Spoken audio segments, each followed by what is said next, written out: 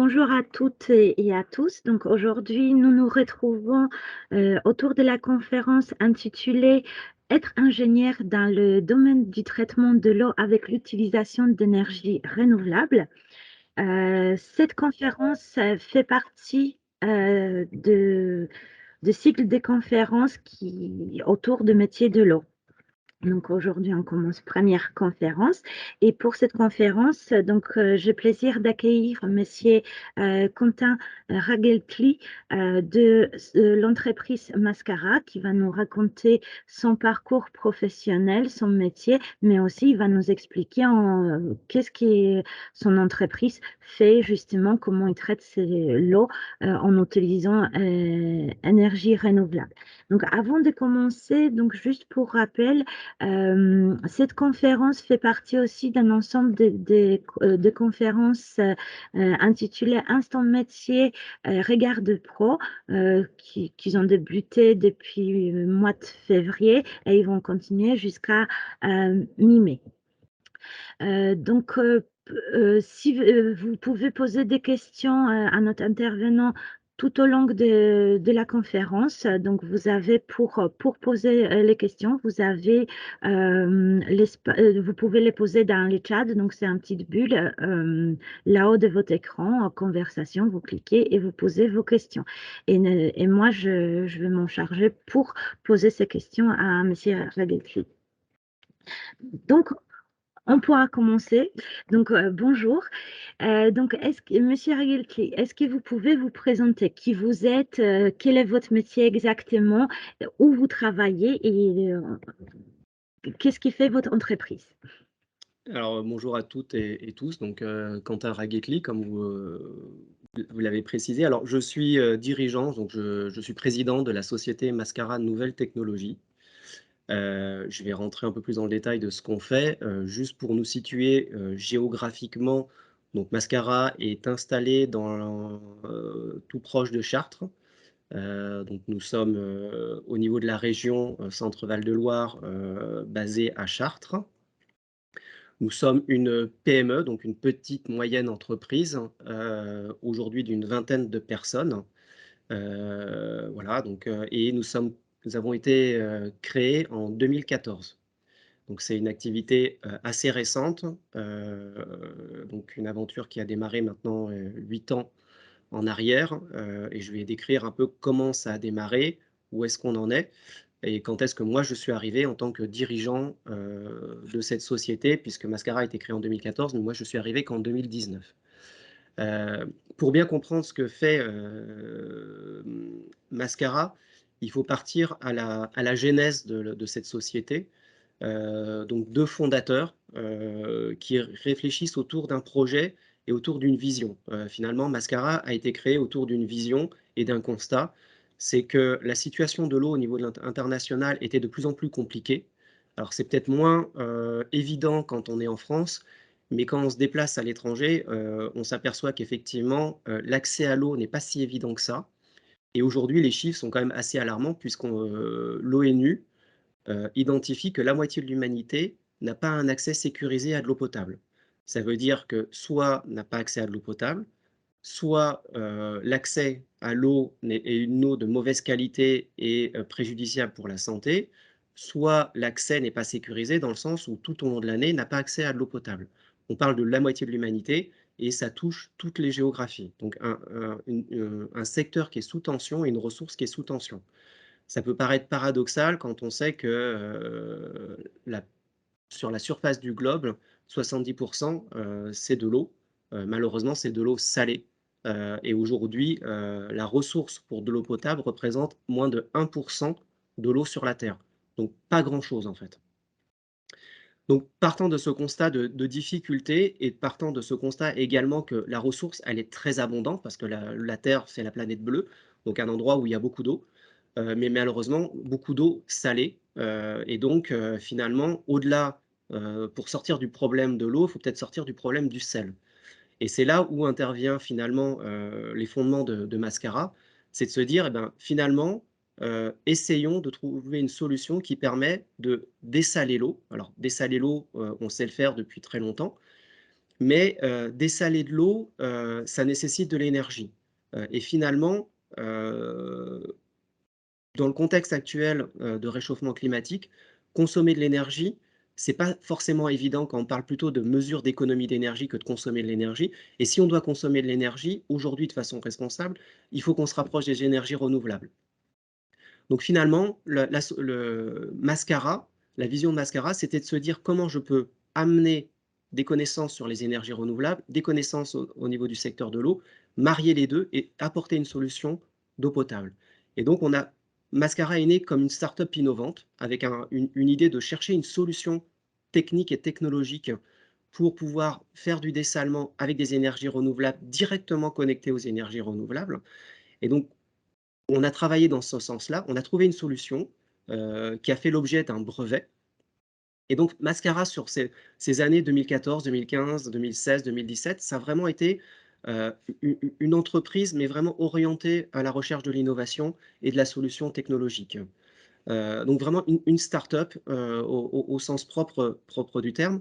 Et finalement, comme toute start-up, à un moment donné, elle trouve sa solution et comment je transforme finalement une organisation de recherche, d'innovation et de start-up en un projet industriel et de passer d'une start-up à une PME, qui se développe et qui trouve ses marchés et qui voilà. Donc Mascara, finalement, ça a été, une start-up qui a pris le virage de la PME et avec une vision, c'est d'apporter une solution, de production d'eau potable, principalement pour des populations qu'on appelle isolées, c'est-à-dire des populations qui sont, reculées ou en dehors de toute grosse agglomération. Et on vise, nous, des marchés qui effectivement vont, du village rural à ce qu'on appelle de la ville secondaire, donc des agglomérations de 10, 50, 100 000 habitants, mais pas nécessairement sur des grosses, agglomérations ou métropoles, tout simplement parce que, en général, des solutions d'infrastructure pour ce type de ville, on n'a pas de difficulté à les mettre en œuvre. Par contre, adapter des solutions à des populations isolées ou plus éloignées de ces grosses agglomérations, c'est plus difficile et c'est là où est le projet de Mascara. Donc finalement, Mascara, c'est apporter des solutions clés en main, à la fois en fabriquant nous-mêmes, un procédé et finalement on regarde quel est le besoin, sur un site, on conçoit la solution, on la fabrique et on la met en service sur le site. Voilà, donc Mascara, c'est vraiment j'identifie un besoin, je conçois la solution, je la fabrique et je la mets en œuvre. Hem donc depuis 2014, ça a été la raison d'être de Mascara. Alors pour revenir à mon parcours, moi je suis arrivé en 2019, chez Mascara, donc il y a 3 ans. Comme je vous l'ai expliqué, Mascara est passé d'une start-up à une PME, et donc pour ce faire a dû, lever des fonds, donc avoir de la ressource financière plus abondante de telle manière à pouvoir se développer. Ça s'est fait à travers une levée de fonds, donc des investisseurs qui sont entrés et qui ont amené du capital au niveau de Mascara pour avoir des ressources nécessaires pour le développement. Et dans le cadre de cette levée de fonds avec des nouveaux investisseurs, il y a eu un changement de direction et je suis arrivé à ce moment-là justement pour, je dirais, impulser le développement de Mascara, en tant que PME et organiser finalement une société de façon, de passer de l'état d'une start-up à une PME. Ce qui est quand même très, très différent en termes d'organisation, de stratégie et d'objectifs, qui sont mis en œuvre. Voilà, D'accord, donc donc concrètement, juste je finis là-dessus, c'est oui. concrètement, depuis que je suis arrivé, Mascara faisait, 500 000 € de chiffre d'affaires. L'année dernière, on fait 2 millions et cette année, on va faire 6,3 millions. Voilà, c'est aussi une réalité, c'est comment on consolide finalement et où cette année, Mascara va être à l'équilibre d'un point de vue financier. C'est aussi ça. Au départ, une start-up et une PME qui démarre, elle gagne pas tout de suite de l'argent de telle manière à pouvoir assurer son existence. Ça met un certain temps et voilà, on l'est aujourd'hui malgré, une période de Covid qui a été aussi préjudiciable pour tout le monde, y compris pour Mascara. Très bien. Donc maintenant, revenons à votre parcours justement parce que là, on a déjà une première question. Vous avez fait quelles études? Donc justement, est-ce que vous pouvez, vous parler de votre parcours? En quelques mots, comment êtes-vous arrivé à exercer ce métier?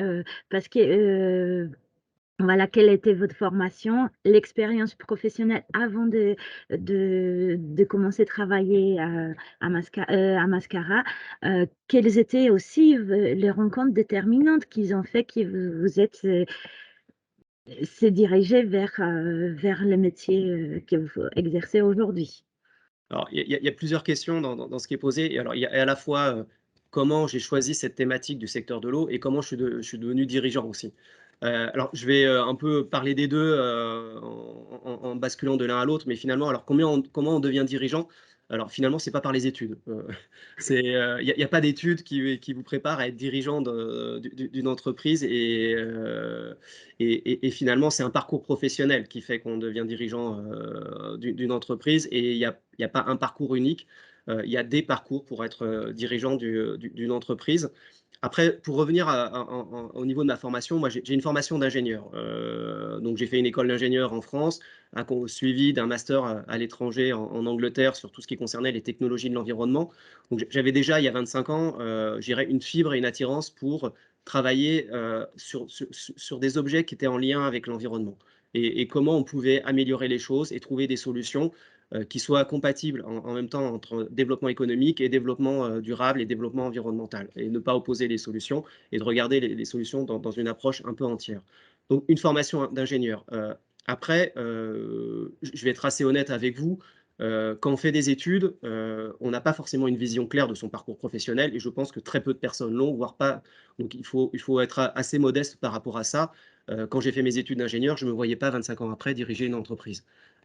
C'était pas forcément, quelque chose qui était inscrit. Alors certains peuvent avoir cette ambition-là. C'était pas forcément, ce qui m'animait, à ce moment-là. Je dirais que c'est plutôt, les rencontres au niveau de mon parcours professionnel et je vais y revenir un peu, mais qui ont pris ces orientations-là. Après, il y a toujours une part de hasard, hein, dans un parcours professionnel et dans une formation. Est-ce qu'on sait, systématiquement pourquoi on a fait telle formation? C'est pas forcément évident, et puis on peut avoir des parcours professionnels qui peuvent être diverses avec, voilà. Donc du coup, pour être, pourquoi le secteur de l'eau? Et pourquoi finalement le développement durable? Parce que c'est toujours quelque chose qui m'a animé depuis le début et ça a été un fil conducteur entre l'innovation et l'environnement. Donc l'environnement peut être au niveau de l'énergie ou au niveau du secteur de l'eau. Par rapport à après être dirigeant, là c'est vraiment, je dirais un parcours professionnel, et je dirais des motivations qui me sont propres finalement. Ça a été, avant tout, ça a été aussi encadrer des équipes, pour ma part, qui a été déterminant. Ça a été, travailler avec, des hommes, des individus et comment, une somme d'individus peut faire du collectif et ça, c'est vraiment ce qui m'a toujours motivé dans mon parcours professionnel. Alors, j'ai commencé en tant qu'ingénieur chercheur au commissariat à l'énergie atomique. Après, j'ai fait de la production, chez BP. Après, j'ai fait de la directeur des opérations chez Engie. Puis après, j'ai dirigé des filiales chez Engie et maintenant je dirige une PME. Donc, voilà, j'ai quand même pris des responsabilités, mais à chaque fois, un des fils conducteurs, au-delà de l'innovation et de l'environnement, ça a été aussi d'encadrer des équipes. Et ça a été vraiment de travailler avec, des personnes et comment, créer du collectif. Et c'est devenu, pour moi, quelque chose d'évident de travailler dans ce sens-là. Avant tout, diriger une entreprise, je dirais, être le chef d'orchestre de ressources, mais avant tout des ressources humaines et également des ressources financières. Donc c'est ça, c'est quelque chose qui est apparu au cours du temps, et après ça a été aussi, être en prise directe aussi, j'aime bien, faire sens et sentir que j'ai un rôle à jouer. Alors c'est plus facile de sentir qu'on a un rôle à jouer quand on dirige une entreprise que quand on est en bas de l'échelle d'une organisation, effectivement. Mais en tant que dirigeant, je suis très attaché à faire en sorte que quelqu'un, quelle que soit sa place dans une organisation, il sente bien qu'il a un rôle à jouer, qu'il participe au collectif. Voilà, donc c'est à la fois des valeurs, et c'est à la fois des rencontres, un peu de hasard, voilà, et qui fait qu'on a plutôt tout le temps envie de regarder vers l'avant que regarder en arrière sur son parcours. Mais D'accord. honnêtement, le diplôme d'ingénieur, il est très loin. Aujourd'hui, c'est pas du tout, les compétences que j'utilise, c'est plutôt les compétences que j'ai acquises au cours de mon parcours professionnel. Bah, justement, donc en quoi consiste exactement vos métiers? Parce qu'à la fois vous êtes ingénieur de formation, dirigeant, donc qu'est-ce que vous faites, quotidiennement? Voilà, c'est quoi exactement votre métier, OK. vos tâches? Alors, j'en reviendrai juste en fait, le côté ingénieur, c'est l'anecdote de démarrage. Alors c'est un sujet assez franco-français quand même, parce qu'on est très attaché au diplôme initial qui honnêtement, au bout de 10 ans de carrière, n'a plus grand chose à voir avec ce qu'on fait, hein. Si on interroge quiconque par rapport à sa formation, finalement la formation c'est un point de départ, mais c'est pas forcément quelque chose qui doit rester dans son parcours professionnel. Je trouve alors parenthèse mise à part, c'est que je trouve que ça reste encore un peu prégnant en France.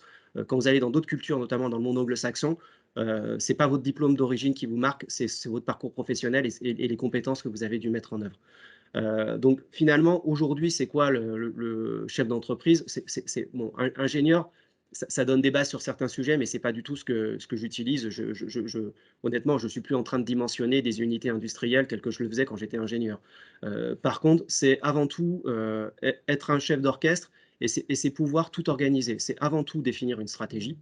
Donc qu'est-ce que c'est qu'une stratégie? Bah, c'est dire, bah, où est-ce qu'on veut aller? Pourquoi on veut faire ces choses-là? Qu'est-ce qu'on veut atteindre? Et comment on veut le faire? Une fois qu'on a une stratégie, finalement, on la décline assez facilement en objectifs et on met une organisation qui est derrière. Une organisation tant au niveau ressources humaines que financières. Heu, Parce que voilà, il faut et donc c'est à la fois, organiser, structurer, faire en sorte que, bah, tout se passe bien, que l'action qui est délivrée, elle est efficace. C'est un chef d'entreprise, il répond à beaucoup de partenaires et un écosystème qui est très vaste, en fait. On répond à des actionnaires, évidemment, puisque en fait, on a des actionnaires qui ont investi dans la structure pour qu'on puisse se développer. On répond à des clients, évidemment, parce que, ben, on est là avant tout au niveau du projet d'une entreprise, c'est regarder quel est le besoin du client, c'est trouver les solutions pour y répondre et en même temps, c'est une fois qu'on y a répondu, c'est d'être sûr qu'on a bien répondu aux besoins du client parce que si on n'a pas fait ce qu'il fallait, bah, la notoriété de l'entreprise, elle en pâtit. Et enfin aussi, c'est aussi, répondre, aux équipes avec lesquelles on travaille. C'est aussi écouter leurs aspirations, c'est écouter aussi, comment on travaille et créer un écosystème finalement où tout le monde est motivé. Parce que si les équipes avec lesquelles vous travaillez, quand elles viennent le matin, elles sont pas motivées et elles savent pas pourquoi elles sont là, elles vont pas délivrer le meilleur d'elles-mêmes. Donc finalement, pour que le projet de l'entreprise, il soit un véritable succès, il faut créer la satisfaction tant au niveau du client que des équipes, que des actionnaires. Et finalement, c'est un peu organiser tout ça pour que ça se passe bien. Après, au niveau des compétences, aujourd'hui, j'ai une formation d'ingénieur, mais au cours du temps, j'ai dû acquérir une formation juridique parce qu'il y a beaucoup d'éléments qui sont légaux et vous ne pouvez pas vous astreindre à ne pas connaître un contexte réglementaire qui est quand même assez exigeant, que ce soit le code du travail, le code de l'environnement ou un certain nombre d'éléments, ou l'organisation juridique d'une entreprise, des questions qui sont aussi financières, parce que quand vous êtes un dirigeant, bah, vous devez savoir ce que c'est qu'un bilan et un compte de résultat. Vous devez savoir aussi ce que c'est que les questions RH. Vous devez savoir exactement également ce que sont les différentes fonctions d'une entreprise et comment ça s'organise. Donc, vous avez aussi des sujets QSE. Donc, vous devez être à la fois très polyvalent. Vous ne devez surtout pas être expert parce que c'est vous enfermer dans une situation opérationnelle. Un dirigeant ne doit pas être que dans de l'opérationnel. Il doit avoir aussi un peu de recul par rapport à une vision qu'il est capable de porter. Sinon, vous n'êtes pas capable non plus d'accompagner votre projet si vous êtes trop le nez sur le terrain. Donc, en fonction des tailles d'entreprise, inévitablement, vous êtes aussi sur le terrain, mais vous devez aussi avoir un peu de recul pour être sûr que vous voyez, plus qu'à court terme votre activité. D'accord, et dans votre cas, est-ce que vous allez sur le terrain beaucoup ou vous êtes plus, comme Oui, vous là avez dit, chef d'orchestre et vous dirigez les équipes? non, on est sur alors, on est tout le temps on est sur le terrain effectivement, mais ce qu'il faut quand je dis par exemple, il faut savoir déléguer, et il faut savoir, parce que vous ne pouvez pas tout faire. Il faut pas qu'un chef d'entreprise devienne le goulot, c'est-à-dire le point sensible de l'entreprise et le frein de l'entreprise. Donc il faut savoir déléguer et en même temps, il faut savoir être de temps en temps prendre du recul parce que voir à moyen terme, vous ne pouvez pas voir à moyen terme, c'est tout simplement humain si vous êtes trop dans la contrainte opérationnelle quotidienne. Vous allez être obnubilé par ça et vous ne verrez pas cette vision à moyen terme. Or, une entreprise, ça se gère aussi par rapport à une vision à moyen terme. Vous devez savoir quelle est votre situation de départ, où est votre quotidien, comment l'organiser, mais également comment préparer et anticiper le moyen terme. Donc oui, on est sur le terrain, je veux dire, on est que 20 personnes, donc inévitablement, j'ai des activités opérationnelles de terrain. Mais par contre, je dois être vigilant pour pas pour pouvoir, segmenter les choses et de telle manière à pouvoir garder de la distance quand c'est nécessaire. Voilà. Alors après, la réflexion stratégique, c'est pas tous les jours, mais vous savez que vous avez des moments dans la vie d'une entreprise, au moins, 1 ou 2 fois par an, où vous reprenez un peu de distance et de hauteur par rapport à votre activité pour savoir, ben, si vous faites pas fausse route, si vous n'allez pas dans le mur et cetera. D'accord. Donc on a une question dans le chat. Comment la transition écologique impacte l'activité de votre entreprise et de votre métier aujourd'hui en termes de compétences et de connaissances? Bah, la transition écologique, et le développement durable, finalement, nous impacte parce qu'on a fait le choix de travailler avec des énergies renouvelables.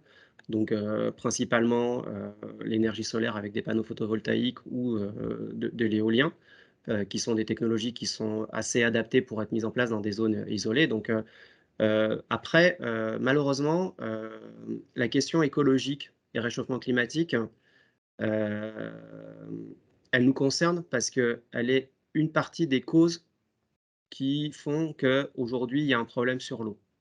Heu, Aujourd'hui, par exemple, vous avez beaucoup d'endroits où, en fait, quand vous faites un trou dans le sol, vous avez une nappe d'eau douce. Heu, le réchauffement climatique a 2 conséquences, c'est qu'il pleut moins, ou quand il pleut sur des périodes plus courtes, donc les périodes de sécheresse sont plus abondantes que les périodes dites humides, ce qui fait que les ressources qui se stockaient ne se stockent plus, donc des réserves qui s'amenuisent, mais également vous avez la montée des eaux.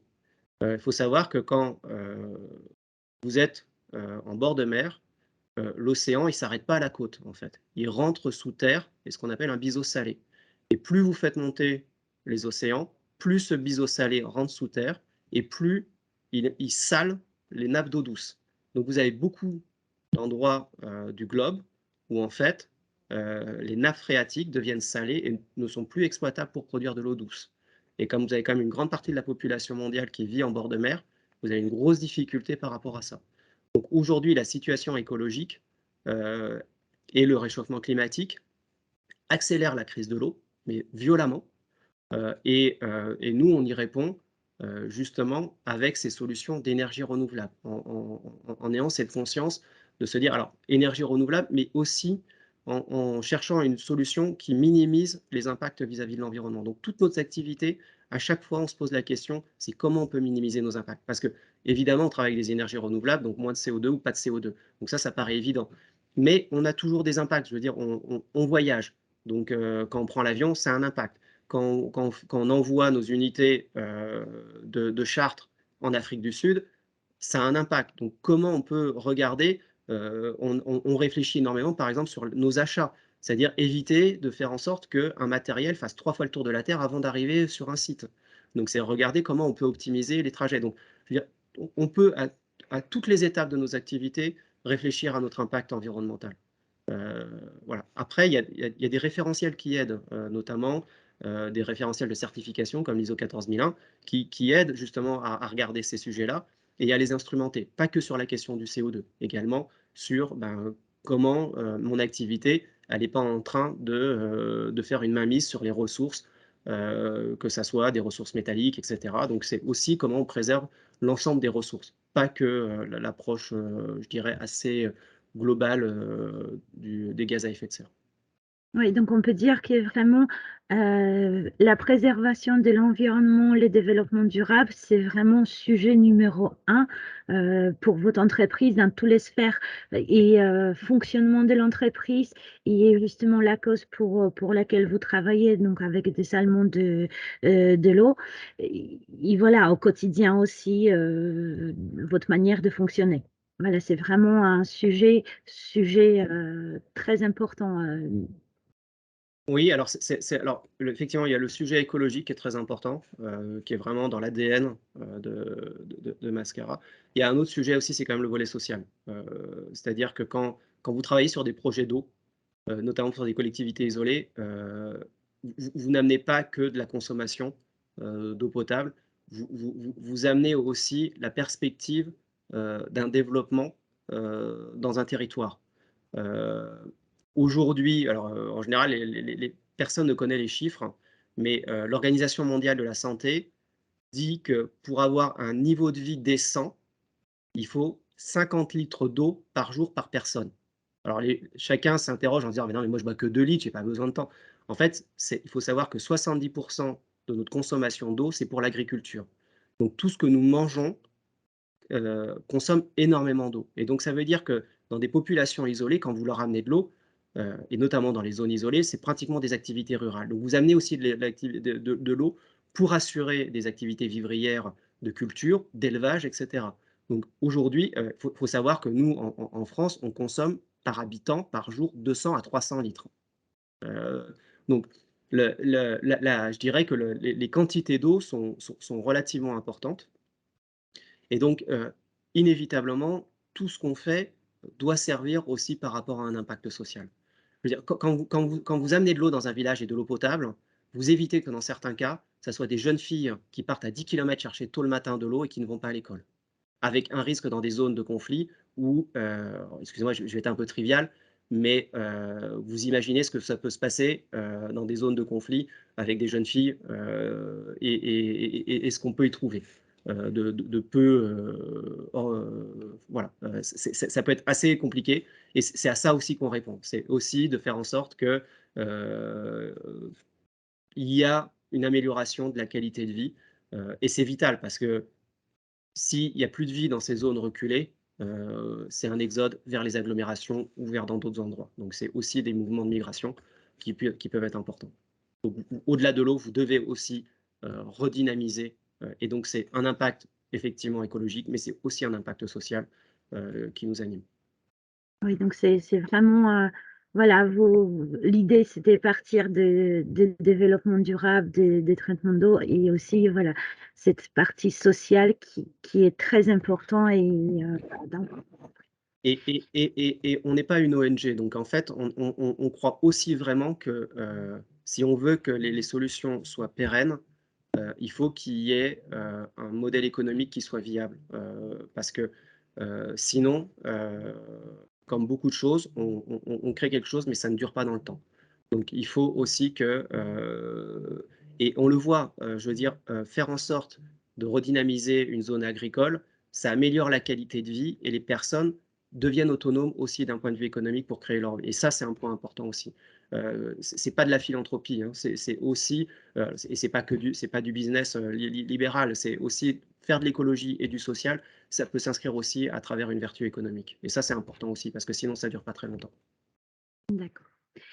Maintenant, si on revient encore à votre métier, heu, quelles sont selon vous les principales qualités, les compétences qu'il faut avoir pour faire, votre métier? Euh, je pense qu'il faut être curieux. Si j'avais pas été curieux, je me serais pas intéressé à des sujets très divers. J'ai une formation d'ingénieur, donc plutôt technique, technologique. Pour diriger, il faut également avoir des connaissances RH, financières, juridiques, etc. Donc si on n'est pas curieux pour aller sur des terrains où finalement on ne nous attend pas, ben, on ne le fait pas. Il faut aussi s'adapter. Euh, c'est inévitable. Et je pense que aujourd'hui, l'adaptabilité, c'est encore plus vrai où tout va plus vite. Donc il faut être agile et adaptable, d'autant plus aujourd'hui que ça ne l'était 25 ans en arrière. Les informations circulent d'autant plus vite. Euh, et en même temps, il faut savoir aussi se préserver et mettre un peu de distance. Donc je pense que c'est surtout de la curiosité, de la créativité et de l'adaptation. En première, après, il faut être rigoureux, organisé, voilà, inévitablement. Organisé parce que vous devez à la fois être organisé par rapport à vous-même et par rapport aux autres. Porter une organisation, c'est que sa propre organisation, elle doit être transpirée pour tout le monde dans une structure. D'accord. Est-ce qu'on peut ajouter aussi persévérance? Oui, oui, oui, Oui. oui, bien sûr. On peut effectivement ajouter persévérance, mais persévérance, il faut savoir aussi apprendre de ses erreurs et ne pas s'enfoncer dans une erreur. Donc persévérer, il faut savoir aussi s'arrêter. C'est-à-dire que quand on est dans une impasse, il ne faut pas persévérer pour persévérer. Il faut savoir aussi à un moment donné quel moment j'arrête et je fais autre chose. Et je pense qu'il faut aussi pratiquer l'erreur. On apprend plus quand on fait des erreurs que quand on ne fait rien. D'accord. Donc ne rien faire, c'est pas la solution. Faut faire et puis on se trompe, c'est pas grave. On Ouais. corrige et puis on aura appris. Parce que Donc en fait finalement, quand on fait rien, on n'apprend rien.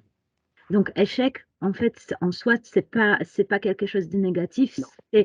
c'est justement moteur pour avancer dans nos réflexions, dans notre, ingéniosité, voilà. Très bien, et qu'est-ce que vous pouvez conseiller à des personnes, pour, qui nous écoutent pour accéder à ce métier? À votre métier, donc déjà d'ingénieur, mais aussi après, dirigeant? Soyez patient, laissez-vous le temps d'apprendre les choses parce qu'on a trop tendance à vouloir aller trop vite et griller les étapes. Il y a certaines choses pour les maîtriser, les posséder et en acquérir les compétences, ça met du temps. Il ne faut pas penser que tout se fait rapidement.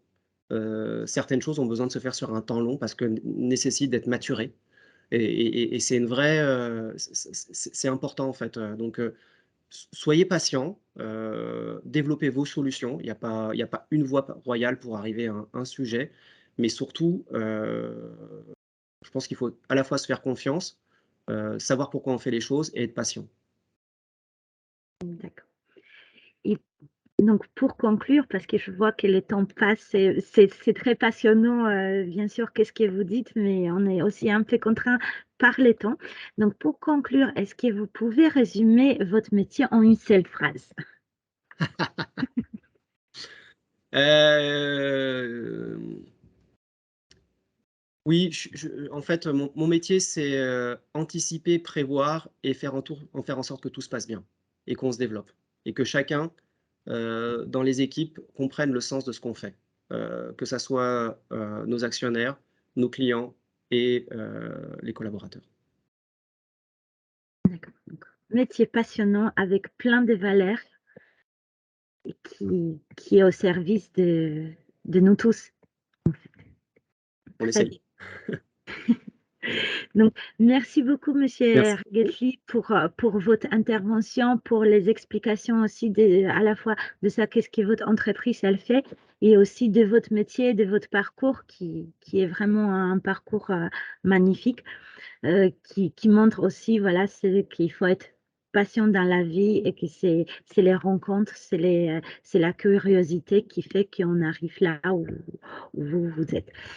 Donc pour nos participants, donc déjà merci beaucoup pour vos questions, pour avoir nous écouté. Donc je vous rappelle que cette conférence est enregistrée en replay, donc vous pouvez revenir pour la visualiser, et également sur la plateforme, sur le site orientation, vous avez toutes les informations nécessaires liées à cette thématique, donc aussi également différentes formations qu'on peut faire. Donc, encore une fois, grand merci. De rien, avec plaisir Voilà, et bonne continuation à tout le monde alors. merci. Au revoir. Au revoir.